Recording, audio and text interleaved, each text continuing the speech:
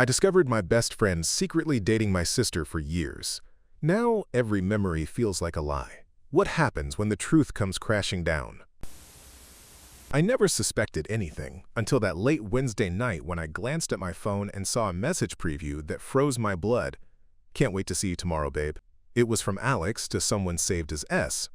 My heart skipped a beat, because Alex was my best friend since kindergarten, and S could only be my sister. My name is Evan Parker. I'm 28, and I thought I knew my sister Sophia and my best friend inside out. I was wrong. That day had started like any other. I woke to the smell of coffee in the kitchen, Mom's specialty, and found Sophia at the counter, humming, pouring cream into her mug. I greeted her with a sleepy smile. "Morning, Soph," I said, ruffling her hair. She laughed. "Morning, big bro." She looked up, eyes bright.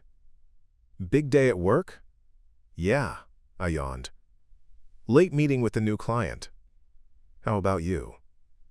"Just the usual at the agency?" She winked. "Don't be late for dinner, okay?" I nodded, grabbing a slice of toast. "Wouldn't miss it." I left for work feeling content.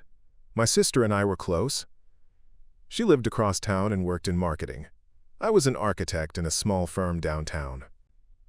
Our routines never overlapped much, but every Wednesday we shared dinner at home and caught up on life's dramas. That evening I returned to my apartment building, unlocked the door, and kicked off my shoes. My phone buzzed with notifications. Among friend chats and work emails, one stood out. A messenger preview from Alex. I pressed the icon to clear it. Mistake. The message read, "Alex right-pointing arrow S. I'm sorry about earlier. Missed you tonight." My stomach dropped. "Missed you? Tonight?" My phone trembled in my hand. Could S be someone else? But who else in my life had that initial? I deleted the preview, but couldn't stop thinking. I considered calling Alex immediately, but a knot of dread tightened in my chest. Our friendship was built on unbreakable trust. He was my roommate, my confidant, my wingman at every bar in town. Yet here was proof of secret messages. And Sophia? Was she involved? I paced my living room, mind racing with scenarios. Maybe it was a prank? Or a wrong contact name? But the heart emoji suggested more. I told myself to calm down, but calm eluded me. The next day at work, at my architecture firm, I tried to focus on blueprints, but my mind wandered. My coworker and friend Maria Chen noticed my distraction. "You okay, Evan?" she asked, raising an eyebrow. "Yeah, just one of those nights," I muttered, turning back to CAD drawings. She didn't press, but her gaze stayed on me. I envied her uncomplicated life. She'd just returned from engagement photos and was head over heels in love with her fiancé. By lunchtime, I realized I needed clarity. I texted Alex, "Hey man, you around tonight? Let's grab a beer." He replied instantly, "Sure, same old spot at 8. His casual tone stung. He had nothing to hide. At least on the surface. Dinner with family. That evening I drove home under dusky skies, heart heavy. In the kitchen, Mom stood stirring soup, Sophia set the table. Both greeted me warmly. The normalcy felt surreal. Over bowls of minestrone and garlic bread, conversation swirled around my promotion at work and Sophia's latest marketing campaign. Laughter filled the room. I forced a smile, but my appetite waned. After dinner, Sophia retreated to her room. Mom washed dishes. I lingered by the sink. "Mom, can I talk to you for a sec?" She turned, drying her hands. "Sure, sweetie." I swallowed. "Do you ever feel like people keep secrets? Even from family?" She studied me. "Sometimes. But good families talk." "Why?" I glanced at the closed door of Sophia's room. "Just wondering." Mom sighed. "If something's wrong, you tell me." I nodded uncertainly. "Thanks, Mom." After helping Mom clear up, I headed to my apartment. I needed to confront Alex, but not without proof. I resolved. At 8, I'd meet him and I'd bring my phone, open to that conversation thread. If he denied everything, then I'd have to dig deeper. Brewing doubts, and an ominous sign. That afternoon, an email from an unknown address arrived. I know what you saw. Stay out, or you'll regret it. No signature. My pulse spiked. Someone else was watching. Someone tied to that secret. My phone felt heavy in my pocket. I texted Alex again. Something up. Weird emails coming my way.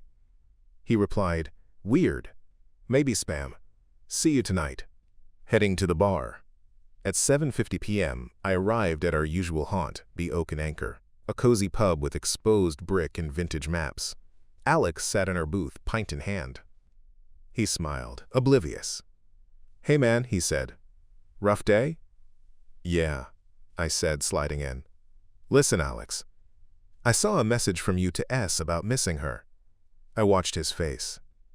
He froze. Alex's eyes darted. What? He whispered. Hey. I slid my phone across the table, screen facing him. He read it, face paling. Where did you get that? He demanded. Wait, your phone and mine are synced, I lied. It popped up. He gulped. Evan, it's not what you think, I pressed. Then, what is it? He ran a hand through his hair. She's okay with it. We've been together for a while. His voice cracked.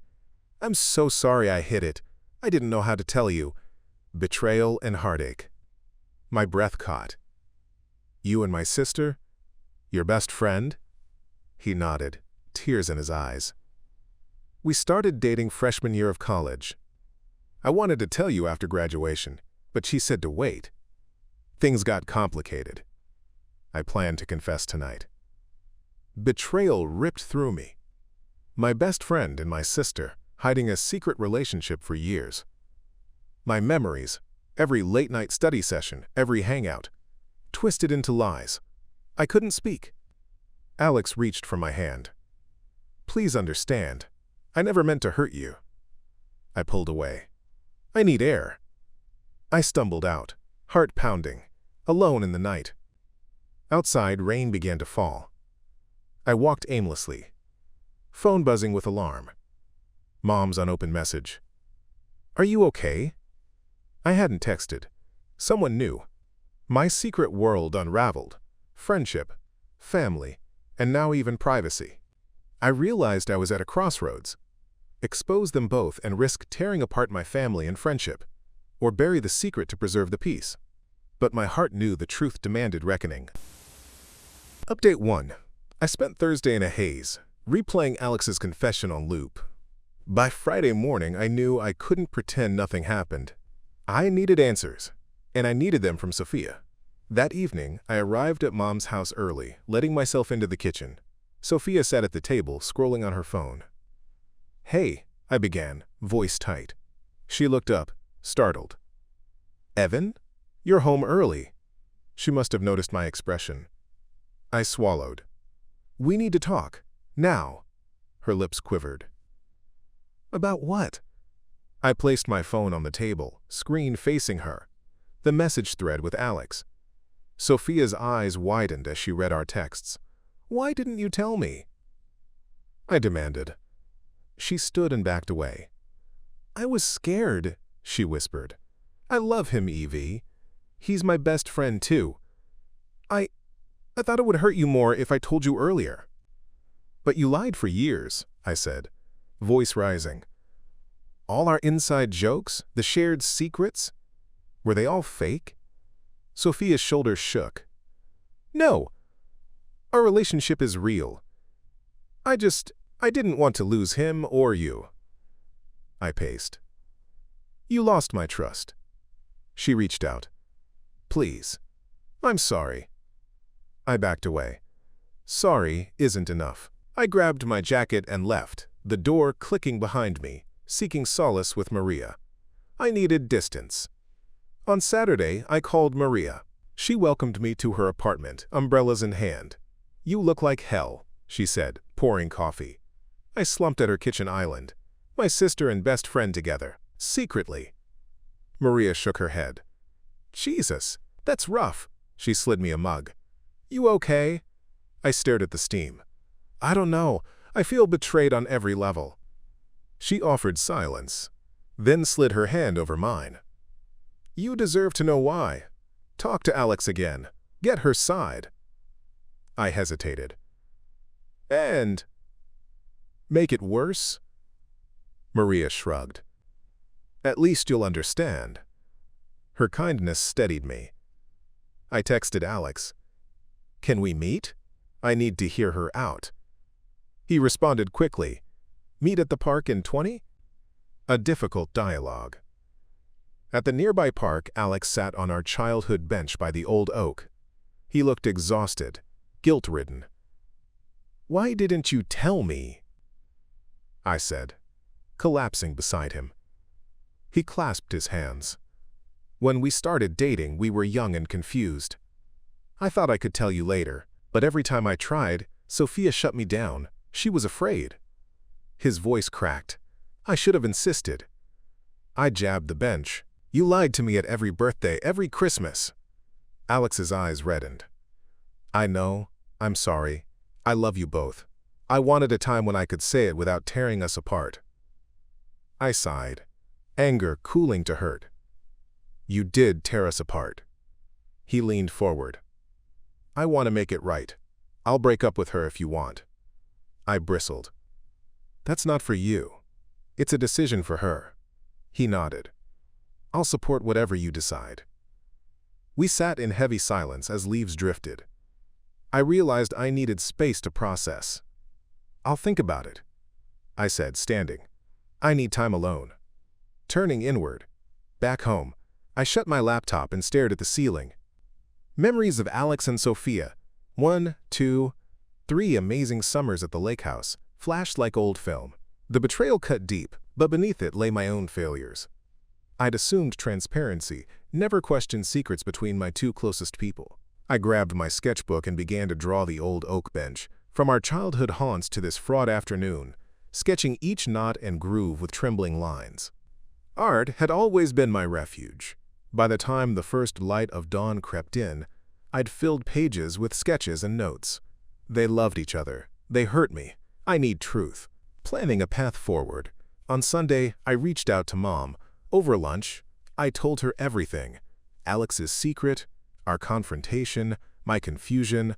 She sighed between bites of salad. They're both people you love, but they made a choice, one that hurt you. You can't force forgiveness, but you can seek understanding. Her words resonated. Understanding, not condoning.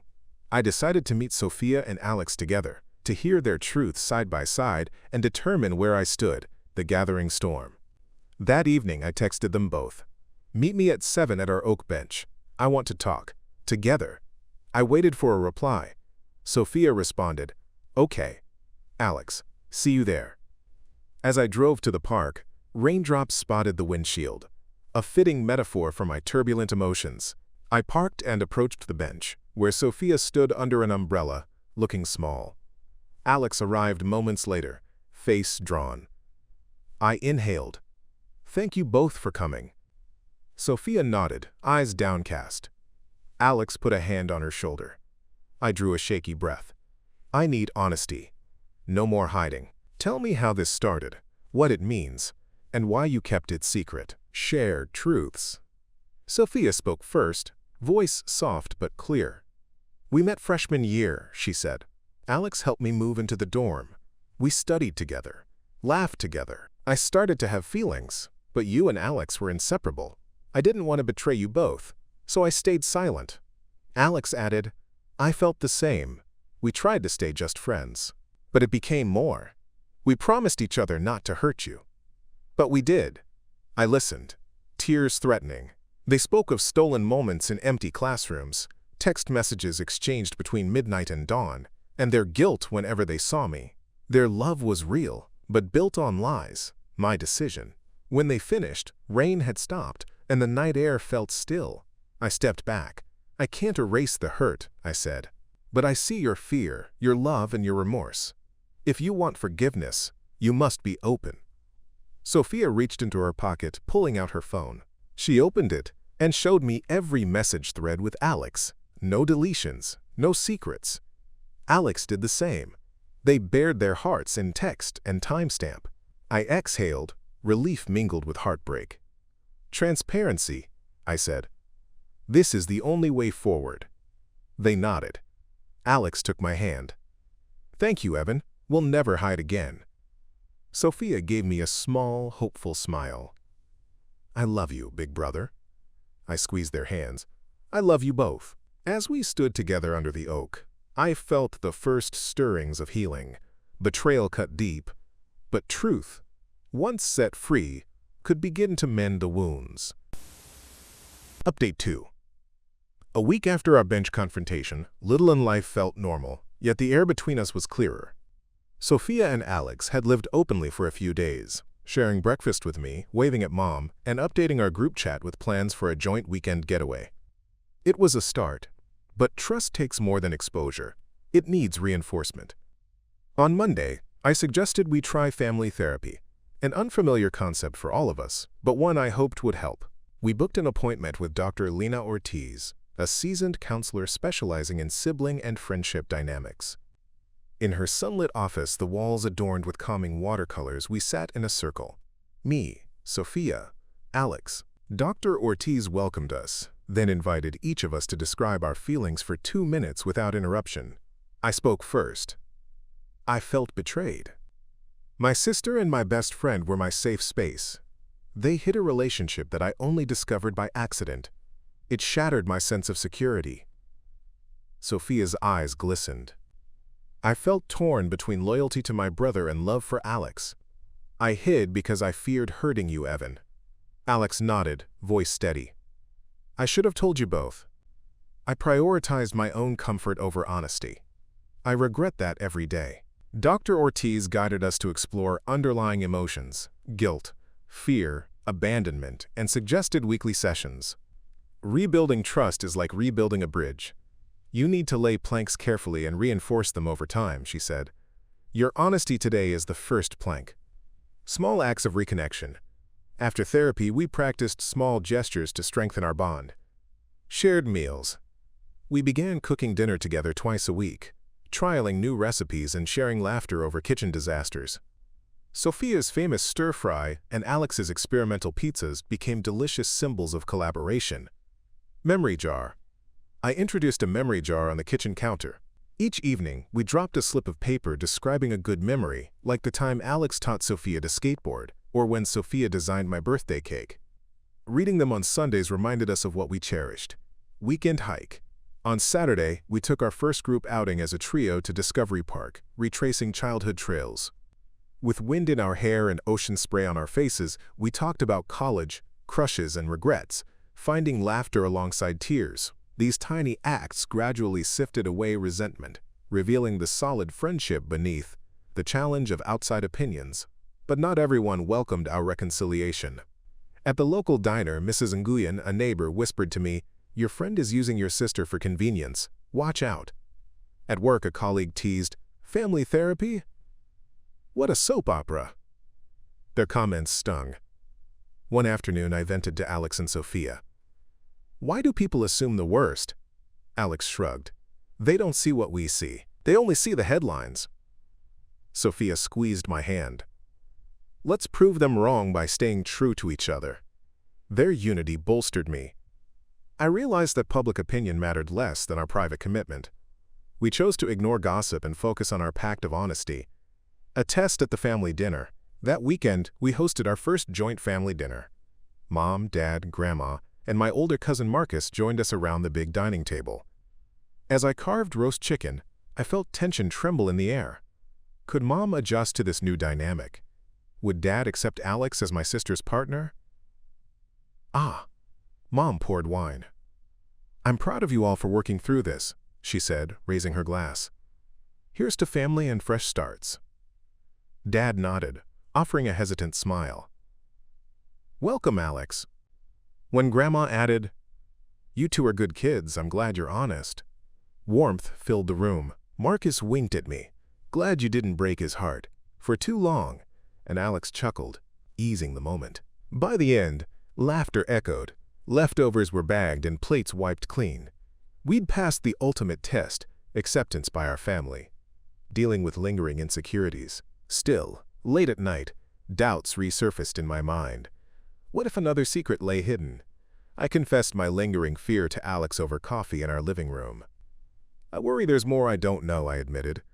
Alex sighed, brushing his fingers over my shoulder. I get it. Trust isn't restored in a day or a week. I promise, if there's ever anything, you'll be the first to know. He meant it. I believed him. But I also realized trust required my proactive choice to believe, an internal shift, strengthening the sister bond. Meanwhile, Sophia and I rekindled our sisterly bond. We planned a creative DIY project, building a backyard planter box for Mom's herbs. I procured lumber and tools. Sophia sketched the design. Over 2 afternoons, we measured, sawed, and hammered while talking about life beyond the betrayal. Her work ambitions, my architectural dreams, and our plans for a joint family barbecue next month. The planter, once complete, bore a small plaque. Sisters rooted in trust. We hugged, hands sawdust-stained, tears in our eyes. This tangible symbol of collaboration marked a new chapter. Alex's commitment gesture. To demonstrate his commitment, Alex surprised us one Sunday with a scrapbook chronicling his relationship with Sophia. He'd compiled photographs, ticket stubs from concerts they'd attended, and heartfelt captions. At the end, he included blank pages for us to fill, he explained. We pored over it together, narrating stories behind each memento. The scrapbook, once a secret trove, became a shared artifact, cementing transparency. I realized his efforts served not only to apologize but to invite me into their story. A new tradition, monthly check-ins. Dr. Ortiz recommended monthly check-ins, scheduled conversations to address any brewing concerns. We agreed on the first Sunday of each month, pizza and open talk. No accusations, just listening. Our first check-in rolled around with unexpected candor. Sophia admitted she still felt guilt. Alex confessed he sometimes felt judged. I admitted I occasionally felt jealous of their bond. Acknowledging these feelings in a safe space, we agreed on strategies, extra reassurance, more group activities, and, above all, ongoing honesty, facing the unexpected. Just as the trust tapestry seemed solid, a new challenge emerged. At work, I overheard 2 colleagues whispering, "Wonder how long his sister will stick around." Their snide comments triggered old fears. Did they doubt Sophia's intentions? Would their gossip undermine my confidence in her? That evening, I confronted them calmly. Sophia's welcome in my life as long as she's honest, and she's been more forthright than most people I know. Their faces reddened. The message was clear. Our commitment extended beyond therapy. It required defending her in public, too. Shared celebration. A month after our bench meeting, on a brilliant Saturday, we celebrated our progress with a picnic at Green Lake. Sophia packed sandwiches. Alex brought a frisbee. I carried the memory jar. We invited Maria, Mom, and a few close friends. Under cotton candy clouds, we read memories from the jar. First ski trip with Mom. Alex teaching me chess. Sophia's epic prom dress mishap.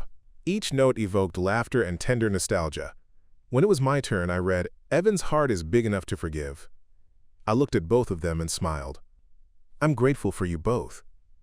They cheered and passed the frisbee, and for a moment, everything felt light and hopeful. Growth and reflection. As summer edged toward fall, I reflected on our journey. The pain of betrayal, the courage of confession, and the slow weaving of trust through shared experiences. Our trio had endured therapy, family scrutiny, and internal doubts, and emerged closer than before. In my journal, I wrote, "Trust is not given. It's earned daily in small acts of honesty. Betrayal hurt, but forgiveness healed. My best friend and sister are now my partners in life."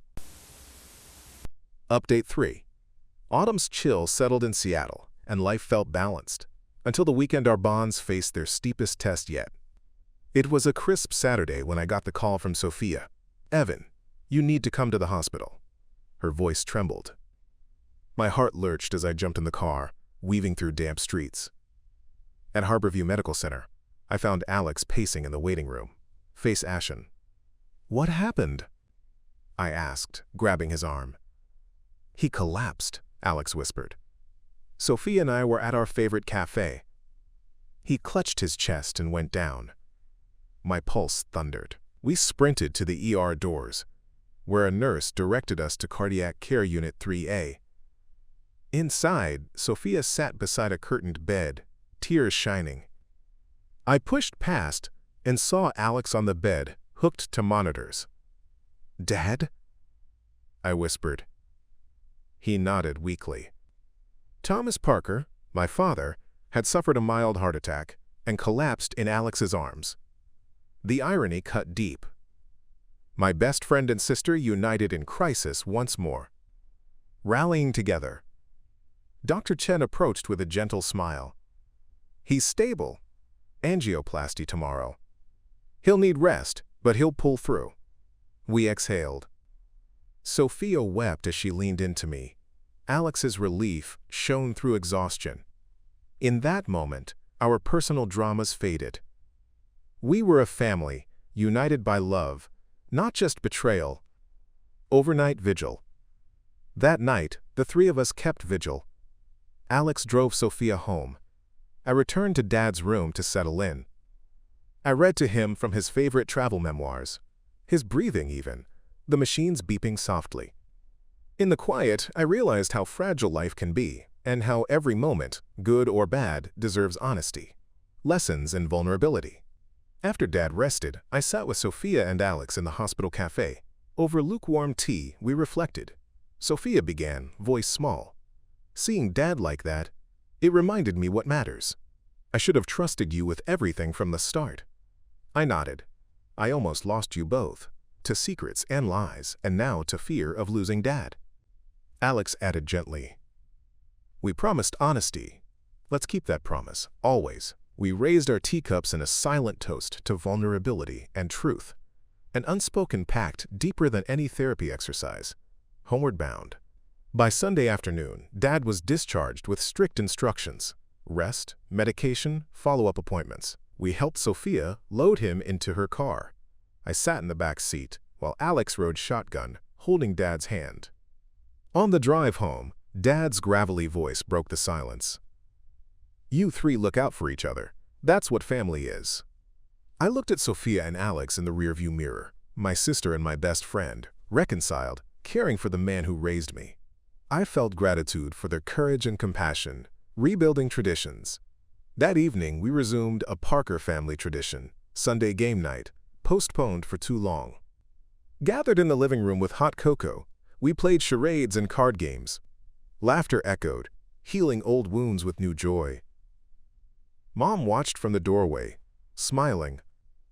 This is how families survive, through storms and sunshine. I squeezed her hand. We're stronger now. A shared project. In the following days, Dad's recovery gave us time to plan something meaningful. Renovating his childhood playhouse in the backyard as a family project. We sourced paint, lumber, and tools. Over crisp weekends, the four of us painted walls, hammered nails, and installed a new shingled roof. Sophia added decorative curtains. Alex built shelves for Dad's model trains. I sketched a tiny mural of the three of us beneath the oak bench. By late November, the playhouse stood proud, symbol of resilience, teamwork, and the unbreakable bond forged in crisis. A new challenge. Just as winter neared, an unexpected letter arrived for me at work. Notice of layoff. My architecture firm was downsizing, and my position was eliminated. Panic prickled. Finances I'd assumed secure now threatened. I emailed Sophia and Alex. They dropped everything and met me after work. In a small downtown cafe, I confessed my fear. "I don't know what to do." Sophia reached across the table. "You'll find something, we'll help you." Alex smiled. "We're in this together. Remember?" Their belief in me ignited my own determination. I resolved to treat the layoff as an opportunity. Freelance projects, design competitions, and perhaps a joint venture with Sophia's marketing agency. Their support reminded me that honesty and teamwork could conquer professional crises as well. The year-end reflection. As December 31st approached, I wrote in my journal, "This year began with betrayal, but it ends with love, vulnerability, and shared purpose." I learned that secrets destroy, honesty heals. My best friend and sister are no longer hidden. They're my greatest allies. On New Year's Eve, the four of us, Mom, Dad, Sophia, and Alex, gathered at the backyard playhouse, now warmly lit inside. Hot cider steamed as we toasted by string lights. I looked around. My sister's cheek pressed to Alex's arm, Dad's proud grin, Mom's teary eyes, and I felt a surge of optimism. 2026 held unknown challenges, but together we would face them with open hearts. Update 4. New Year's dawned bright and hopeful, and with it, the promise of fresh starts. I had a plan for my next chapter, launching my own freelance architecture studio, Parker Design Collaborative, with Sophia's marketing savvy and Alex's client connections. But dreams need action and funding. On Monday, I met Sophia and Alex at our makeshift home office, an extra corner of my apartment filled with drafting tables and mood boards. "I've lined up 3 small clients," I said, pointing to my notebook, "a cafe remodel, a boutique pop-up shop, and a custom treehouse for a family friend. It'll cover our rent and equipment costs." Sophia clapped. "I'll draft branding and social media strategy." Alex added, "I'll reach out to my contacts at the development firm for leads." Together, we finalized our business plan. That afternoon, we pitched to our first client, a hip downtown eatery looking for a fresh interior. They loved our vision plans and signed a contract on the spot. Cheers all around. We were officially in business, balancing work and family. The next weeks blurred together with site visits, brainstorming sessions, and family dinners where we reviewed project progress. Dad's health stabilized. He even helped us sand prototype samples in the playhouse. Mom sent homemade casseroles to our office, cheering us on. The memory jar now held notes like, "First client signed," and "Dad's successful checkup." But balancing work and family strained me. One evening, I missed Sophia's birthday dinner because of an urgent client meeting. I returned home to find her tears, hurt at my absence. "I'm sorry," I said, pulling her into a hug. "I got caught up in work." She sniffled. "I know, but we need boundaries. I need to feel valued beyond the business." Her honesty stung, but I understood. The next day, I delegated more to Alex and built family time into our schedule. No calls or emails after 7 p.m. Our business thrived, and so did our relationships. A winter retreat. To celebrate our first successful quarter, we took a weekend retreat to a remote cabin in the Cascades. Snow blanketed the pines. A crackling fire warmed the great room. Over hot cocoa, we reflected on our journey. "Look how far we've come," Alex said, flipping through our scrapbook and memory jar notes. Sophia smiled. "From secrets and betrayal to business partners and family." I leaned back. "This is the life I always wanted. Work I love, people I trust beside me." That night, under a star-strewn sky, we toasted to Parker Design Collaborative and to the bonds that sustained us. Unexpected setback. Back in Seattle, spring approached, and so did an unexpected challenge. Our cafe client emailed panicked. Their landlord was threatening eviction unless renovations passed new building codes within 2 weeks. Failure meant financial penalties they couldn't afford. My heart raced. We'd designed plans that met all requirements, yet the landlord's inspector had missed key details. We had to act fast. Revise drawings, secure permits, and oversee construction all in 10 days. I met with Sophia and Alex at dawn. "We can do this," I declared, pulling up code manuals, "but I need every hand on deck." Sophia condensed our marketing deliverables to free her time. Alex coordinated contractors for round-the-clock shifts. I revised plans through caffeine-fueled nights. The rest of the family pitched in. Dad made lunch deliveries. Mom sewed protective covers for new furnishings. Racing against time. On the final day, we presented the updated plans to the inspector and waited as he scrutinized every line. Time crawled. Finally, he nodded. "This complies with code. You have your permit." We whooped in relief. The cafe's owner wept with gratitude. We'd saved their business and proved our commitment under pressure, celebrating growth. That night, we hosted a small celebration at the cafe. now sparkling under fresh paint and new fixtures. Patrons applauded Sophia's chic signage and our architectural design. I looked at the three of us, once fractured by betrayal, now united by purpose, and felt a swell of pride. "Here's to many more challenges," I said, raising my glass. Sophia nodded. "And facing them together?" Alex clinked his cup. "To trust, resilience, and the best team I know, deepening bonds." With each success, our trio grew stronger. We began mentoring young interns, teaching them to integrate honesty and collaboration into their work and relationships. In weekend workshops, Sophia led branding sessions, Alex coached networking skills, and I taught design fundamentals. Watching interns light up with possibility reminded me of my own journey. From betrayal's darkness to creative fulfillment, a surprise announcement. In late May, as summer neared, Alex surprised us both at our studio. He'd been offered a senior position at a prestigious architecture firm, a dream role. It meant fewer hours at Parker Design, but he wanted to share the news in person. "I'll split my time," he said, nerve in his voice. "Nights and weekends for us. Daytime for them." I paused, mixing excitement and concern. Sophia squeezed my hand. "This is amazing," she said. "We'll support you." We toasted to Alex's achievement. Proof that our collective support nurtured individual growth, not just our joint ventures. Update 5. Summer unfurled in Seattle with sunlit mornings and late barbecue evenings. Parker Design Collaborative had grown from a desperate startup into a thriving boutique studio, and our personal bonds had deepened beyond anything I'd imagined when betrayal first struck. Yet the best chapter awaited, honoring our journey and looking ahead to what we'd become. In July, we unveiled the Parker Studio Community Showcase, a free open house where we displayed student and client-led projects, miniature models, design portfolios, and digital renderings. The venue, an old warehouse we'd revamped into a gallery, buzzed with neighbors, friends, and local press. Sophia greeted guests at the entrance, handing out programs she'd designed. Alex led guided tours, narrating our studio's mission. I stood by the model table, explaining design concepts to curious families. Dad and Mom wandered through, beaming.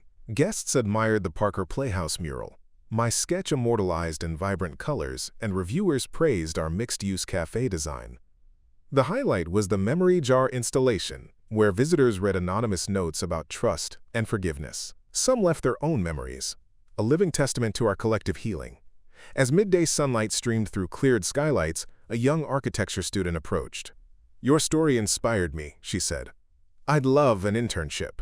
I smiled, remembering my own uncertain start. We'd be honored.